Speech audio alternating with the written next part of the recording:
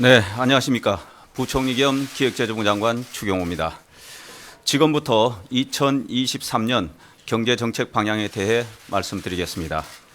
그간 정부는 고물가, 고금리, 고환율의 복합 경제위기 대응을 위해 민생 안정을 최우선으로 하는 정책 역량을 집중하는 한편 경제 운영을 정부 재정 주도에서 민간 시장 중심으로 전면 전환하고 건전 재정 기조를 확립해 나가는 등 경제의 근본적 체질 개선 과제들도 적극 추진해 왔습니다.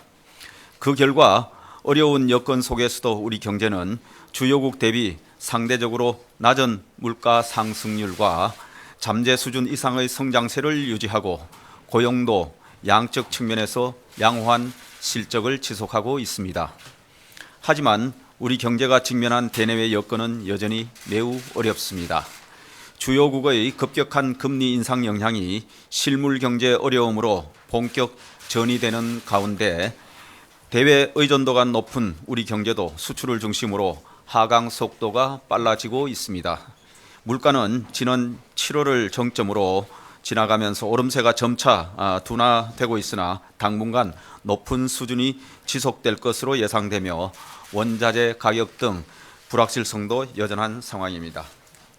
금년 이례적으로 호조를 보였던 고용의 경우 경기 둔화 영향과 통계상 기저효과 등이 내년 취업자 증가세를 크게 제약할 것으로 예상됩니다.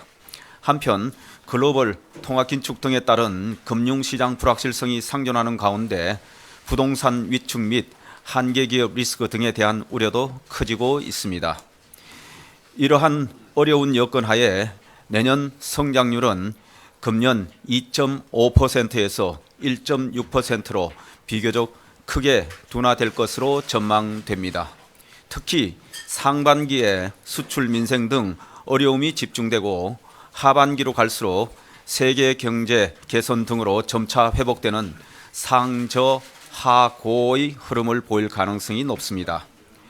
내년 물가 상승률은 3.5%로 올해의 5.1%보다 낮아지고 취업자 수의 경우 올해 81만 명 대비 큰 폭 축소된 10만 명 수준 증가가 예상됩니다. 이와 같은 전망을 토대로 정부가 마련한 2023년 경제정책 방향에 대해 말씀드리겠습니다. 자유, 혁신, 공정, 연대의 4대 경제 운용 기조 하에 위기 극복과 경제 제도약을 목표로 거시경제의 안정적 관리, 민생경제 회복 지원, 민간 중심 활력 제고, 미래 대비 체질 개선 등 4가지 방향에 역점을 두고 경제 정책을 추진하겠습니다. 4가지 정책 방향을 보다 자세히 설명드리겠습니다. 첫 번째는 거시경제의 안정적 관리입니다. 우선 거시정책은 당분간 물가 안정에 중점을 두는 가운데 리스크, 경기 등 거시경제 상황을 종합 고려하여 신축적으로 운영해 나가겠습니다. 건전재정 기조의 큰 틀 하에 경기 하강 위험에 대응하여 상반기 재정 조기 집행을 추진하고 기업에 대한 정책금융 지원 규모도 사상 최대 수준으로 확대하겠습니다. 금융시장, 기업 자금 상황에 각별히 유의하는 가운데 시장 안정 조치를 지속 추진해 나가겠습니다. 50조 원 플러스 알파 규모의 유동성 지원을 신속 집행하고 채권시장 수급 여건 개선을 위해 세제 지원을 통한 개인의 회사채 투자 유도, 국공채 발행 물량 조절 등도 추진하겠습니다. 고금리, 심리 위축 등에 따른 부동산 시장 경착륙 방지를 위해 규제 패러다임을 전면 전환하겠습니다. 다주택자를 주택시장 내 공급의 주체로 보아 다주택자에 대한 징벌적 규제를 정상화하기 위해 취득세, 양도세 중과 및 규제 지역 내 대출 규제 등을 완화하겠습니다. 민간 등록 임대를 복원하고 세제 인센티브를 강화하여 민간, 공공간 조화로운 역할 분담을 통해 임대차 시장 안정을 도모해 나가겠습니다. 실수요자의 주택 거래, 내 집 마련을 제한하는 과도한 규제를 해소하고 시장 상황을 보아가며 규제 지역 및 민간 택지 분양가 상한제 지역 추가 해제도 추진하겠습니다. 에너지 절약, 에너지 공기업의 재무 건전성 제고 등을 위해 26년까지 누적 적자 해소를 목표로 전기, 가스 요금을 단계적으로 현실화해 나가겠습니다. 두 번째, 민생경제 회복 지원입니다. 먼저 물가 안정과 생계비 부담 경감에 역점을 두겠습니다. 지방 공공요금 인상 최소화, 농축수산물 관세 면제 등을 통해 서민 생활물가 안정을 유도하겠습니다. 취약계층에 대한 전기요금 할인 및 에너지 바우처 지원, 대중교통비 소득 공제 및 주택담보대출 이자 소득 공제 확대 등 에너지, 교통, 주거비 지원을 강화하겠습니다. 이와 함께 사회 안전망도 두텁고 촘촘하게 구축하겠습니다. 기초생활보장 확대, 노인기초연금, 장애인연금 인상 등 재정을 통한 사회적 약자 복지를 대폭 확충하고 인턴십, 해외 취업 등 17만 명 이상의 청년층 고용을 지원하는 한편 고령층 고용 유지 지원도 강화하겠습니다. 여성에 대해서는 근로시간 단축제도 활용이 가능한 자녀 연령을 상향하는 등 육아 부담 경감을 통한 경력 단절 방지 노력을 지속해 나가겠습니다. 전 국민의 휴식권 보장 차원에서 대체 공휴일 적용 대상에 석가탄신일, 성탄절을 추가하겠습니다. 세 번째, 민간 중심 활력 제고입니다. 우리 경제가 위기 이후 빠르게 반등 도약할 수 있도록 기업의 수출, 투자 기반을 강화하고 민간 중심의 신성장 4.0 전략도 추진해 나가겠습니다. 수출 5대 강국 도약을 목표로 주력 산업, 중소벤처, 관광 콘텐츠 등 5대 핵심 분야별 경쟁력 제고 방안을 마련하겠습니다.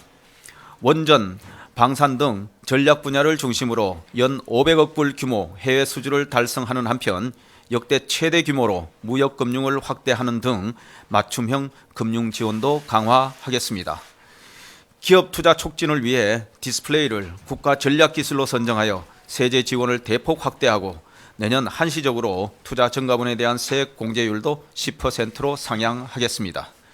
기업의 금리 부담 완화 등을 위해 역대 최대 규모인 50조 원 규모의 설비 투자 금융 지원 프로그램도 가동하겠습니다. 아울러 투자 창출 효과가 크지만 장기간 해결되지 못했던 과제 중 바이오 헬스, 관광, 모빌리티 등을 7대 테마별 핵심 규제로 선정하여 과감히 혁신하겠습니다. 다음으로 미래 성장 동력 확충을 위한 신성장 4.0 전략에 대해 말씀드리겠습니다. 정부는 초인류 국가 도약을 목표로 국가적 도중과제 해결을 위해 국민 생활과 밀접한 미래 산업 중심으로 15대 프로젝트를 선정 추진하는 신성장 4.0 전략을 마련하였습니다. 과거 정부 주도의 산업 육성 방식에서 벗어나 민간 중심으로 프로젝트를 추진하고 정부는 R&D 지원 강화, 혁신 성장 펀드, 규제 혁신 등 범정부 지원 방안을 마련하여 뒷받침하겠습니다. 미래 성장 동력과 직결된 핵심 분야에 대해서는 과감한 재정 지원도 아끼지 않을 방침입니다. 네 번째는 미래 대비 체질 개선입니다. 우선 노동, 교육, 연금 등 3대 개혁을 통해 근본적 체질 개선을 도모하겠습니다. 노동개혁을 위해 근로시간 제도 개편안을 신속히 마련하고 직무 성과 중심의 임금체계 확산 노력을 지속해 나가겠습니다. 경사노의 논의를 거쳐 노동시장 이중구조 개선 방안 마련도 추진하겠습니다.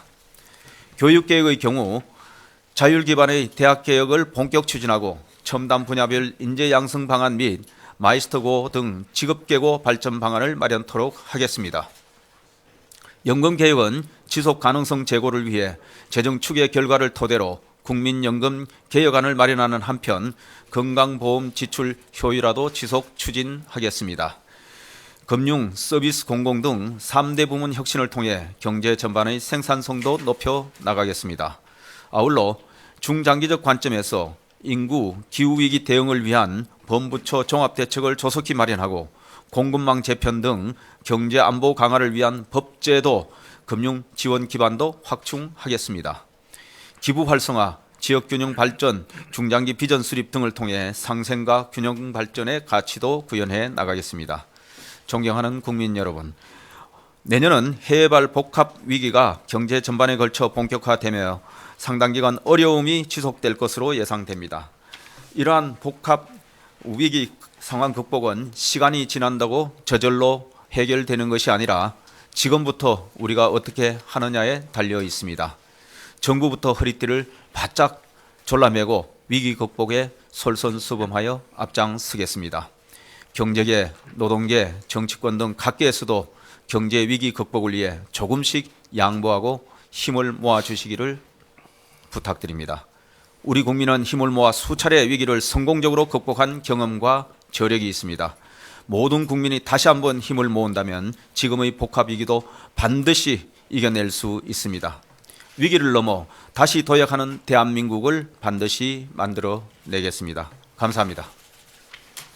지금부터 질의응답 시간을 갖도록 하겠습니다만 시간 관계상 서너 개 정도밖에 질문을 받지 못할 것 같습니다. 양해를 부탁드리고요. 제가 지정하는 기자분께서는 소속과 이름을 밝히고 질문해 주시기 바랍니다. 네, 안녕하세요. 연합뉴스TV 이은정입니다. 저 부총리님께 간단하게 두 가지만 여쭙겠습니다. 일단 보통 때와는 달리 지금 정부의 내년도 경제성장률 전망치가 이제 한국은행이나 이런 기관에 비해서 되게 다소 좀 비관적으로 낮춰 잡으셨는데 이 의미가 궁금하고요. 그만큼 이제 내년도 경제 상황이 정부의 정책 의지에도 불구하고 좋지 않다는 의미인지 궁금하고요. 두 번째는 이제 경제정책 방향에 있는 이 과제들도 보면 거의 다 입법 과제들이 좀 많은 상황입니다. 근데 지금 예산안도 그렇고 통과가 안 되고 있는 상황인데 요거는 이제 거대 야당을 상대로 어떻게 좀 정책을 추진해 나가실지 궁금합니다.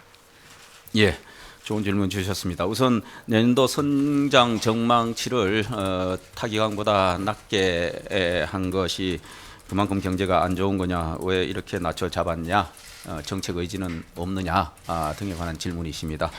우선 이번에 경제 성장 전망을 하면서 저희들이 염두에 둔 것은 지금 정부가 활용할 수 있는 데이터를 현재 나타난 데이터를 기반으로 해서 가장 솔직하고 객관적으로 국민들께 전망치를 말씀드리자 하는 겁니다. 그래서 그런 차원에서 최근에 상황이 조금 더 전 세계 경제 상황이 좋지 않아지고 있기 때문에 지금까지 나타난 데이터를 기초로 해서 가장 솔직하게 있는 그대로 객관적으로 국민들께 제시해 드리고자 해서 수치를 제시했다는 말씀을 드리고, 상황이 이렇기 때문에 앞으로 우리가 경제 정책을 이러한 위기 극복과 재도약을 위해 이렇게 추진을 해야 되겠다 하면서 경제 정책 방향을 구체적으로 제시를 했다 하는 말씀을 드립니다. 그리고 상당수 입법 과제가 많다. 맞습니다. 대한민국의 중요한 제도는 대개 법률 개정 또는 제정을 통해서 입법적으로 해결을 해야 됩니다. 여전히 여소야대 상황에서 정부가 뜻한 바대로 쉽게 이루어질 수 있는 의회 구조가 아니라는 것도 충분히 인식하고 있습니다.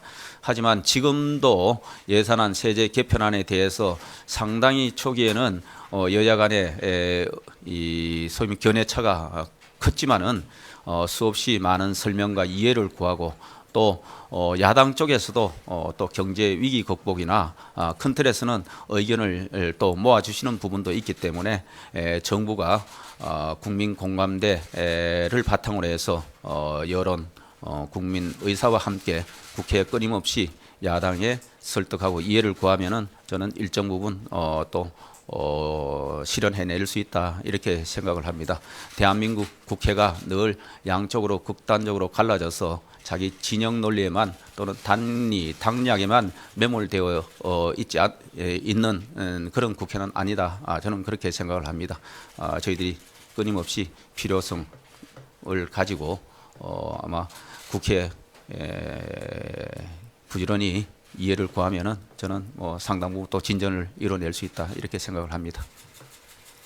다음 질문 있으신 기자분 계신가요?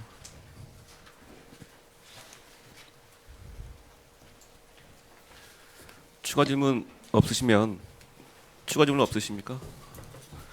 더 이상 추가 질문이 없는 것 같습니다. 그러면 네. 이상으로 금일 관계부처 합동 브리핑은 여기서 마치도록 하겠습니다. 네, 감사합니다. 네, 감사합니다.